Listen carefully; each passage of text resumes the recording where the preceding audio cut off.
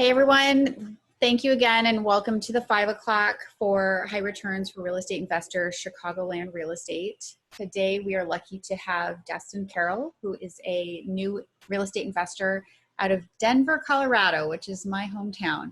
So Dustin, do you want to tell us just a little bit about yourself? Yeah, see, I've been in real estate investing. I probably started back in October, and it's pretty much just been trial and error. I'm just trying to learn from the ground up, and pretty much it's just been going out, talking, meeting people, networking, just trying to learn a little bit I can, best I can, just going out and looking at houses.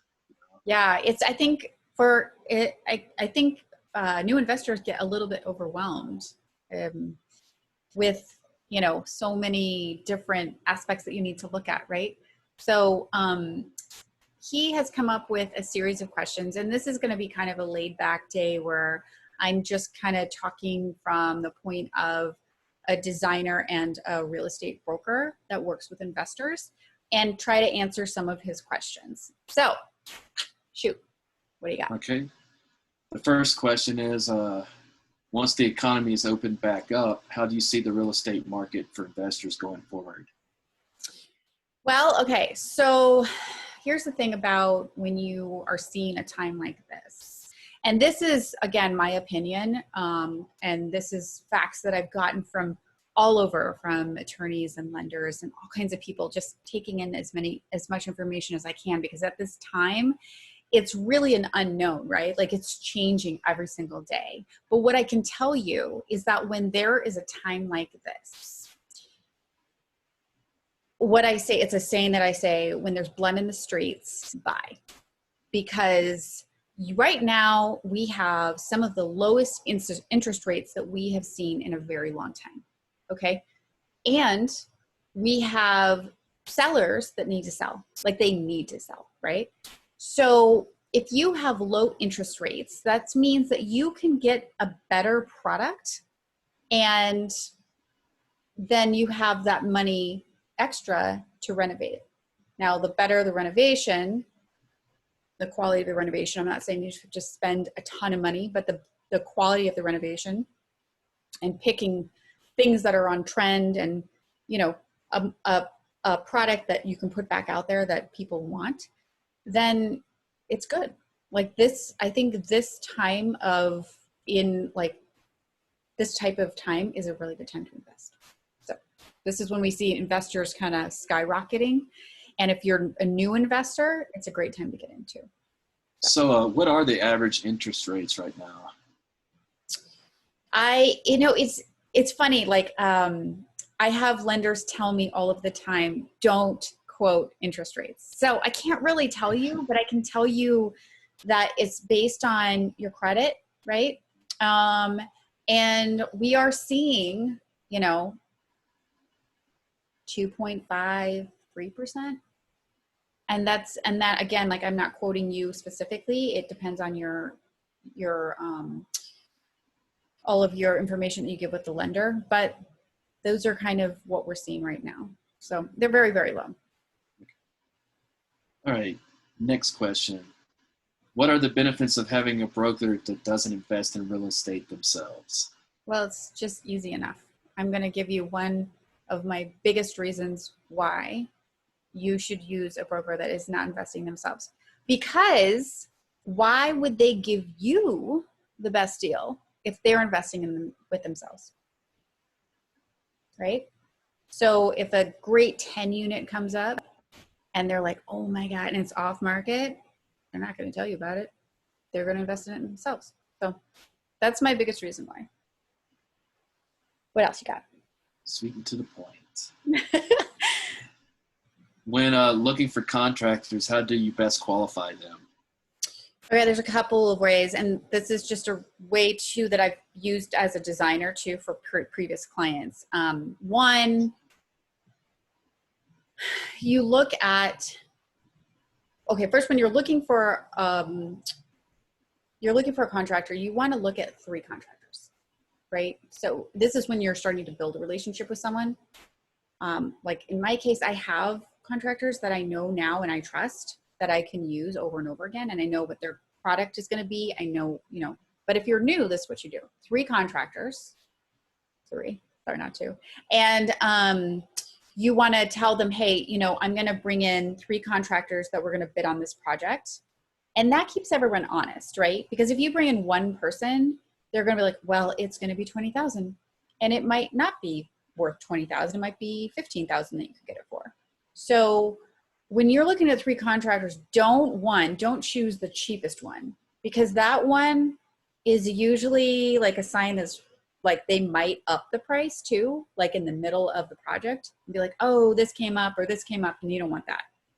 So I usually go with like the middle ranged one, or if they have a ton of referrals, like if I refer them, or I say, you know, these are 3 guys that I totally trust, and maybe you can go over that quote with, you know, your broker or designer. Like I do both of those. So I usually will go over it with the client and be like, okay, yes, that makes sense. That doesn't make sense. I would also look at their Google and Yelp reviews. I think that's super important. Look at what people are saying, look at what happened with their project. And if they don't have that, then ask for referrals that you can call on the most recent projects. If they don't have a website, run. And if the price is too good to be true, run away from that too. So when you start looking for these guys, like you want to look for people that you get along with too, right? Because you're building a relationship, and you know that as a flipper or, you know, an investor, you're going to use the same person over and over. And so having that relationship in the end also creates better deals for you. So that's my answer. Okay. Yeah, that's probably my biggest concern getting into real estate investing is contractors. Yeah. Somebody you can trust. I know that's not going to run away on your project. Because it happens. I always heard. Yes, I know. I know. Heard the stories. All right, next question. With the way the economy is right now, is this a buy and hold market or a fix and flip market? It depends, right? So if you have cash, then it would be a great buy and hold market for you. But if you don't have that capital and you're a new investor, then the flipping market is good for you, because then you can take that cash out and do it again and do it again and do it again and do it again. So that's my short and sweet answer of that. All right. What are the advantages of investing in up and coming markets? Well, okay. So you can buy in low and then sell higher. That would be my like short and sweet of it. The big thing is to research areas, find out what's going on in those areas. Like if you hear that Amazon, for example, is moving into an area and it's in a sleepy town, then know that they probably know something that you don't, right? So if you see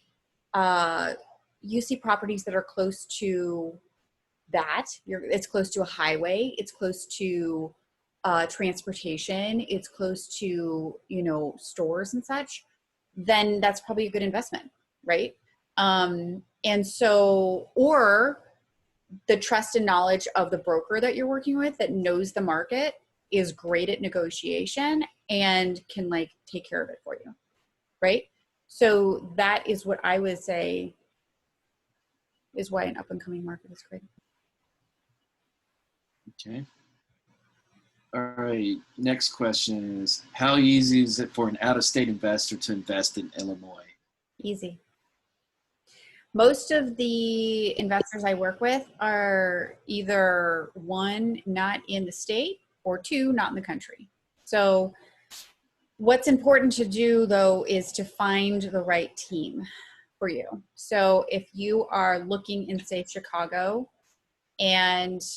or any state, like you're looking at a state that has a good market that's up and coming or has a strong market already, and you find a good deal, then do it.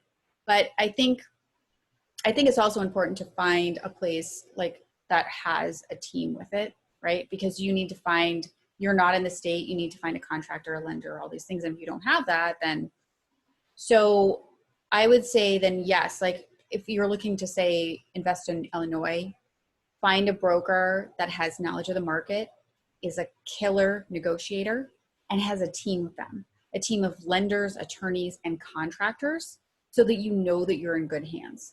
And all you need to do is worry about if you like the property and ready for closing, right? So having a good team is really the best part of it.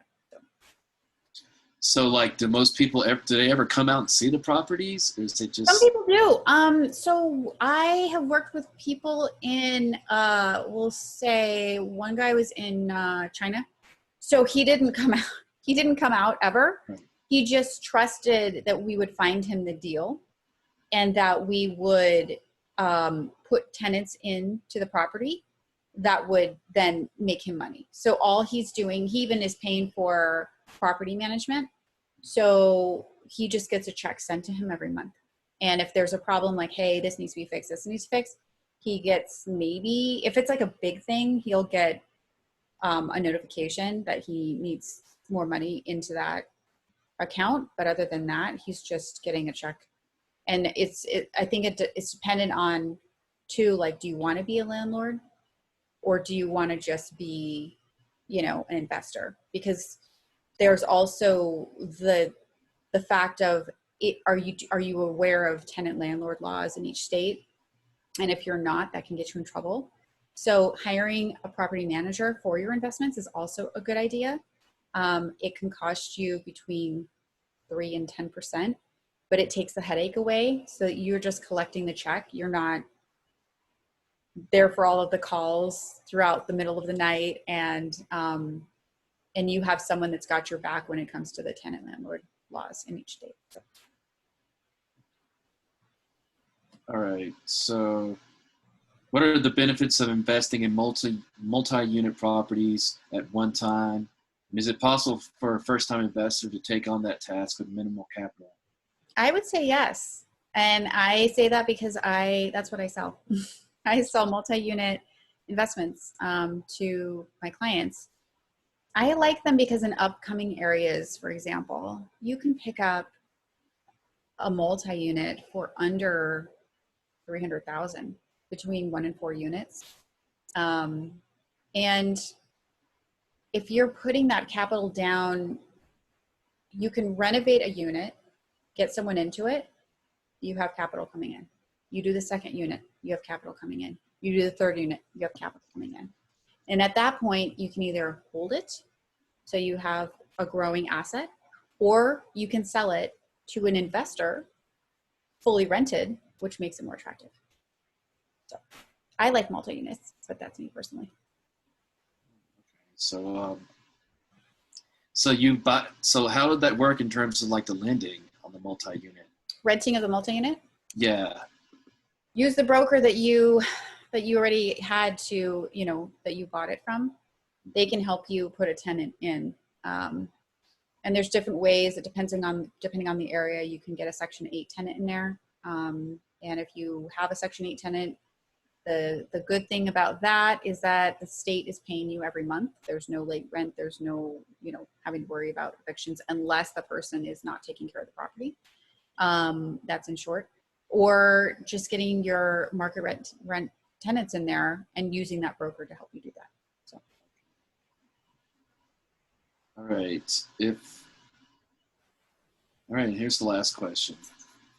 If legally appropriate, can you discuss the cannabis investment opportunities that you have mentioned previously? Oh yes, I do have opportunities, and I usually share those with the members of my returns for real estate investors.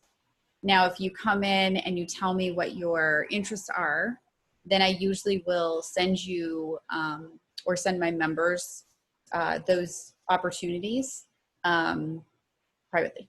So yes, I can share them, but privately. So is that it? That's all of them. Yeah. Well, thank you so much, Dustin. It's been such a pleasure, and I hope I was able to answer your questions. Yes, I was able to get some more information that I needed. So yes, it was helpful.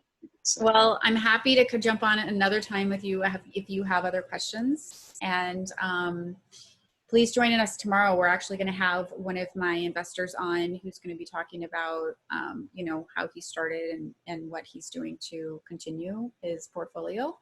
And that is tomorrow at 5. So thank you again so much for coming on as a guest, and we'll talk to you soon. All right. Thank you. Bye.